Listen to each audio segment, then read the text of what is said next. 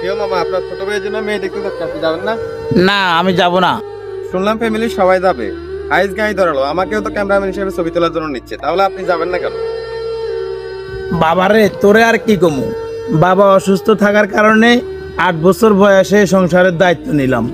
ইট বাটায় কাজ করেছি, জেলের কাজ করেছি, তাকে লেবারি করছি পর্যন্ত। হাত দুটা ঠোসা পড়ে গেছে। ক্লাস 5-এর পরে আর লেখাপড়া করতে পারিনি। বিয়ে করছি 35 বছর বয়সে, শুধুমাত্র ভাই বোনদের কথা চিন্তা করে। সম্পূর্ণ নিজের টাকায় 2 বোনকে বিয়ে দিলাম।